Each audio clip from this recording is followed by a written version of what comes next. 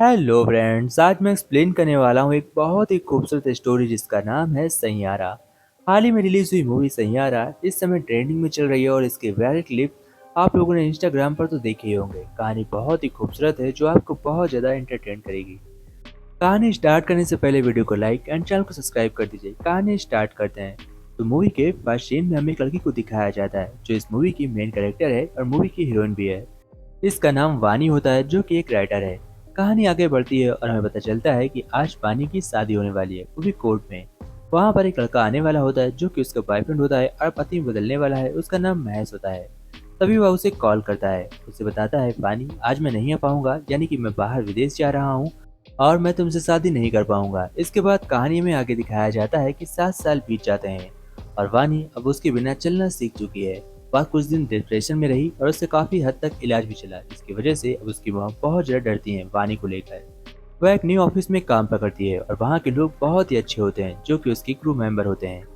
तभी वहाँ पर एंट्री होती है इस कहानी के मेन हीरो की, जो कि काफी स्मार्ट होता है और इसका नाम क्रिस होता है।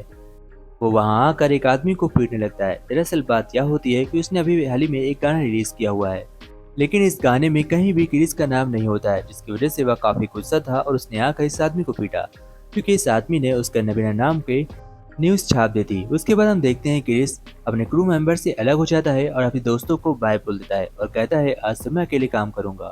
फिर वह एक मॉल के अंदर बढ़िया सा शो करता है, जिसके बाद सभी लोग उसे पसंद करने लगते हैं। उसका गाना काफी कमाल का था और वह काफी खूबसूरत गाता है। क्रिस का सॉन्ग काफी कमाल का होता है और ऑडियंस को बहुत ज्यादा पसंद आता है। और क्रिस अपने दोस्तों से अलग हो चुका था और अब वह अपना नाम कमाने के लिए सारे काम खुद अकेले ही करेगा, जैसे कंपोजिंग, म्यूजिक एडिटिंग, सब कुछ जितना भी काम है वह सब कुछ अकेले करेगा। लेकिन उसका दोस्त जिसका नाम केवी है और यह इसका जिगरी होता है, हम देखते हैं यह इससे बहुत ज्यादा नाराज है। तभी हमें विनीत रवाल को दिखाया जाता है जिसने वीके से बात की है। वीके विनीत रवाल से रिक्वेस्ट करके हम देखते हैं क्रिस के लिए एक मौका मांगा है, क्योंकि क्रिस यहाँ पर एक गाने को देने वाला था।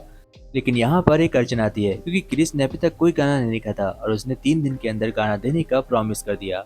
इसके बाद वहाँ पर हमें एक लड़की को दिखाया जाता है जो कि वानी होती है। वानी अपना गाना लेकर वहाँ पर आई होती है विनीत सर से बात करने के लिए, बट क्रिस का गाना लेकर उसे डायरेक्ट बुलाता है और उससे गाना कंपोज कर देता है।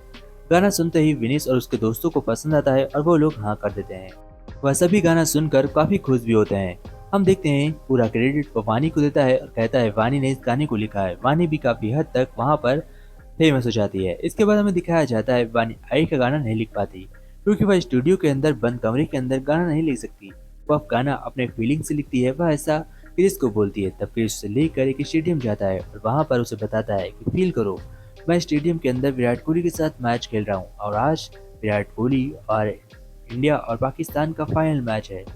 और वानी बहुत सालों बाद कभी डिप्रेशन से बाहर निकल पाई थी पूरी तरह से। और हम देखते हैं वह क्रिस की बातों में खो जाती है और वहाँ पर वह एक खूबसूरत सॉन्ग का लिखती है, यानी कि खूबसूरत सॉन्ग रिलीज करती है। यह उसके अंदर से आता है। इसके बाद हम देखते हैं वह सॉन्ग लेकर सीधा क्रिस स्टूडियो में जाता है और वहाँ पर इस सॉन्ग को गाया जाता है। सभी को यह गाना बहुत ज्यादा पसंद आता है, बट इस सॉन्ग के अंदर एक रैप की कमी थी, जिसकी वजह से विनीत रवाल उसे कहता है कि तुम्हें एक रैप भी डालना होगा। अब हम देखते हैं यह गाना तो डेड हो जाता है, क्योंकि उन्हें एक रैप वाला गाना चाहिए था। जिसके बाद वह फिर से 3 दिन के लिए एक नया गाना बोलने के लिए कहता है और कहता है मैं 3 दिन के अंदर तुम्हें एक गाना दूंगा। लेकिन इसी बीच उसके डैड पुलिस वाले के साथ आते हैं। पुलिस वाले ने उसके डैड को पकड़ रखा होता है और पुलिस वाले बताते हैं और साथ ही हमें पता चलता है कि उसके डैड बहुत ज़्यादा ड्रिंक करते हैं, क्योंकि क्रिस की मॉम की डेथ बहुत जल्दी हो गई थी, जिसकी वजह से उसके डैड यह झेल नहीं पाए और उन्होंने दारू पीना शुरू कर दिया। आगे हमें दिखाया जाता है अब यहाँ पर बहुत ज्यादा क्रिस टेंशन में होता है। वह स्टेडियम चला जाता है, उसके पीछे वानी जाती है और उसे समझाती है और उसे कहती है जब से तुम मिले हो तब से मेरी लाइफ बदल चुकी है और मैं चाहती हूँ कि तुम यह गाना गाओ और फेमस हो जाओ। इसके बाद वानी और दोनों रिलेशनशिप में आ जाते हैं। दोनों को एक दूसरे से प्यार भी हो जाता है।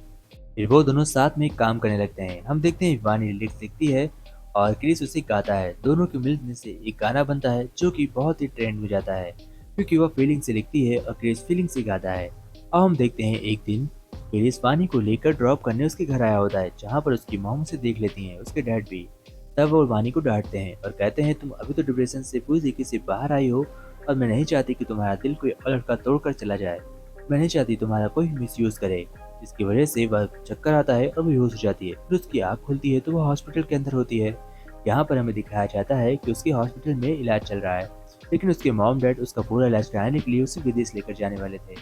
हम देखते हैं क्रिस यहाँ पर अकेला हो जाता है और 2 दिन के लिए वो डॉक्टर के पास जाती है। वानी डॉक्टर को जब अपनी सारी हालत बताती है और डॉक्टर वानी को ठीक तरह से जांच करते हैं तो उन्हें पता चलता है वानी को एक खास तरह की बीमारी है। उसे भूलने की बीमारी है। उसकी याददाश्त दिन पर दिन मिटती जा रही है और जैसे ही यह बात वानी को पता चलती है वह घबरा जाती है क्योंकि उसे ऐसा लग रहा था कि वह क्रिस को भूल जाएगी। तभी हम देखते हैं क्रिस ऑडिशन देने के लिए बाहर दूसरे विदेश जा रहा होता है, लेकिन रास्ते में उसे कुछ ऑडियंस मिलती है जो कि उसकी ऑडियंस होती है। वह फौरन वानी के पास आता है और उससे कहता है, मैं फेमस हो गया, मुझे लोग पसंद करने लगे हैं। वानी यह सुनकर काफी खुश होती है और इसी खुशी के अंदर वह अपने दर्द को छुपा लेती है और उसे कुछ भी नहीं बताती कि मुझे भूलने की बीमारी है और कुछ दिन बाद मैं तुम्हें भूल जाऊंगी। वानी फैसला करती है कि वह क्रिस के साथ अपनी जिंदगी जिएगी और जितने भी पल बचे हैं उन्हें बेकार नहीं जाने देगी। इसलिए वह उसके साथ रिलेशनशिप में आ जाती है और पूरी तरीके से उस पर निर्भर हो जाती है और उसके साथ ही रहने लगती है। अब दोनों एक दूसरे के साथ काफी हद तक क्लोज हो चुके थे, लेकिन रास्ते में एक दिन आता है और हमें पता चलता है कि वह क्रिस को भूल जाती है और यहाँ पर हमें दिखाया जाता है क्रिस अपनी फ्लाइट छोड़कर वापस आता है। क्रिस विदेश के अंदर एक ट्रिप पर जाने वाला था, वहां पर उसका एक गाना शूट होने वाला था, लेकिन वह उस ट्रिप को बीच में ही छोड़कर वापस आ जाता है क्योंकि उसे होटल से कॉल आता है कि वहां पर एक महेश नाम का बंदा वानी को टॉर्चर कर रहा है, क्योंकि दरअसल महेश वही है जिसने स्टार्टिंग में उसे छोड़ा था और वानी को देखकर काफी हद तक क्लोज भी होने लगा था। वानी क्रिस को भूल गई थी और उसे महेश याद आ गया था क्योंकि वह अभी हाल ही की हुई सारे अपडेट्स भूल जाती है और केवल उसे 7 साल पहले की बातें याद रहती है। अब कहानी आगे बढ़ती है और हम दिखाते हैं, यानी कि हमें दिखाया जाता है क्रिस और वानी दोनों ट्रिप पर निकलते हैं और एक ही साथ अकेले रहने का फैसला करते हैं। वानी और क्रिस दोनों बहुत ही अच्छे कपल थे और वो दोनों एक दूसरे के लिए जान भी दे सकते थे।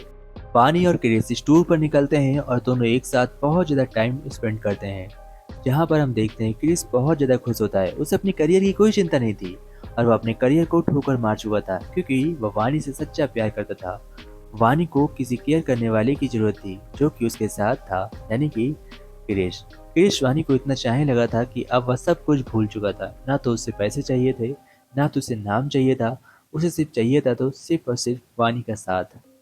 हम देखते हैं उसका फिर एक दिन शो होता है जहाँ पर वह शो में गाना गाने वाला था और यह ऑडियंस यहाँ पर भरपूर आई होती थी। लेकिन आगे हमें दिखाया जाता है कि वानी जब उसी बीच क्रिस को भूल जाती है तो क्रिस उससे परेशान हो जाता है। वह महेश को देखती है और क्रिस से उसके दिमाग से निकल जाता है। फिर वह महेश से गुजारिश करती है और कहती है, मैं तुमसे प्यार करती हूँ, क्योंकि दरअसल उसे सब कुछ 7 साल पहले का याद आ जाता था, जिसकी वजह से वह महेश के साथ कमरे में चली जाती है और महेश उससे गलत टच करने लगता है। इसी बीच क्रिस वहां पर आ जाता है और क्रिस वानी को इस हालत में देखता है तो उसे बहुत ही गुस्सा आती है, बट वह अपने इमोशन को कंट्रोल करता है क्योंकि उसे वानी की हालत पता थी। वो वानी को वहां से ले जाने के लिए कहता है, लेकिन वानी उसके साथ जाने के लिए तैयार नहीं थी। वह सोचती है कि ये कोई और लड़का है, वो उसे पहचान नहीं रही थी। यह बात क्रिस को अंदर से ककोल देती है। वो बेचारा टूट जाता है पर रोने लगता है, लेकिन इसके बावजूद वो वानी का हाथ नहीं छोड़ता। फिर हम देखते हैं वानी चाकू लेती है और उसके ऊपर अटैक कर देती है, जिससे कि इसे काफी चोट भी लगती है। इसके बाद हम देखते हैं कि इस वानी को लेकर अपने घर चला जाता है। तभी वहां पर क्रिस के डैड आते हैं और वह क्रिस से कहते हैं, अब जब तुम्हें मेरी जरूरत है मैं तुम्हारा साथ नहीं दूंगा। मैंने शराब छोड़ दी है और मैं चाहता हूँ कि तुम इस लड़की को लेकर इसका ख्याल रखो, वरना ये टूट जाएगी, इसका साथ मत छोड़ना। क्रिस उनकी बात सुनता है और वह फैसला करता है कि वह इसका साथ कभी नहीं छोड़ेगा। नेक्स्ट सीन के अंदर हमें दिखाया जाता है क्रिस का इमोशन, जहाँ पर हम देखते हैं क्रिस और वानी एक सुबह साथ में उठते हैं और यहाँ पर एक कमाल की बात होती है। यहाँ पर वानी को कल का हुआ सब कुछ याद आ जाता है कि उसने क्रिस के ऊपर चाकू से अटैक किया है। जिसके बाद हम देखते हैं कि अचानक से वानी कहीं चली जाती है और क्रिस उसे ढूंढ नहीं पाता। फिर क्रिस भागता हुआ विकी के पास आता है और उससे कहता है कि वानी को यह सॉन्ग बहुत पसंद था, वानी को कोई नहीं ढूंढ सकता केवल इस गाने के। उसके मॉम डैड भी बहुत ज्यादा परेशान थे। वानी के मॉम और डैड वानी को लेकर इतना चिंते में थे कि मैं आपको बता नहीं सकता। कहानी का ये सीन इतना इमोशंस भरा हुआ है, इतना सैड है कि आपको ये मैं बता नहीं सकता।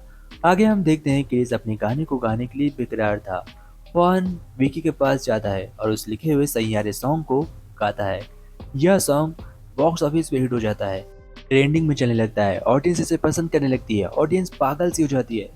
बट असल में वो सॉन्ग इतना काम नहीं करता क्योंकि इस सॉन्ग का काम था वानी को ढूंढना। हम देखते हैं क्रिस ने इस सॉन्ग को इसलिए गाया था ताकि वह वानी का पता लगा सके, लेकिन वानी उससे नाराज होकर गई थी। नाराज होकर नहीं, दरअसल वो अपने आप से नाराज थी कि उसने इसके ऊपर अटैक किया, यानी कि चाकू से अपने ही प्यार को मारा। इसलिए इस बात से उसे बहुत ही गिल्टी फील हो रहा था, इसलिए वह उसे छोड़कर चली गई। वह एक शब्द बोलकर गई थी कि जब भी मुझे याददाश्त आती है तो मैं खुद अंदर से मरती हूँ और जब मेरी याददाश्त चली जाती है तो मैं तुम्हें मारती हूँ। यह बात मुझे बिल्कुल पसंद नहीं और इसीलिए वह इसे छोड़कर चली गई थी। एक दिन अचानक से एक वीडियो में विकी उसे देख लेता है, वानी को, और क्रिस वानी को ढूंढने के लिए निकल पड़ता है। वह उसे मनाली के एक आश्रम में पाता है जहाँ पर वह कुछ लेडी के साथ रह रही थी। उसे कुछ भी याद नहीं था। वह उसका दोस्त बनकर उससे कहता है कि मुझे एक गाना चाहिए, क्या तुम मेरे लिए लिखोगी? और फिर वह उसे लेकर वहाँ पर लेकर जाता है जहाँ पर सब क्रिकेट खेल रहे होते हैं। और यहीं पर जब वह फिर से कोशिश करता है तो वानी को सब कुछ याद आ जाता है। और इसके बाद वानी की याददाश्त कभी नहीं जाती, हमेशा के लिए उसे सब कुछ याद आ जाता है। तो सच्चे प्यार की आखिर में जीत होती है और इसी हैप्पी एंडिंग के साथ यह मूवी एंड होती है। दोस्तों कैसी लगी स्टोरी कमेंट में जरूर बताइएगा। जय हिंद फ्रेंड।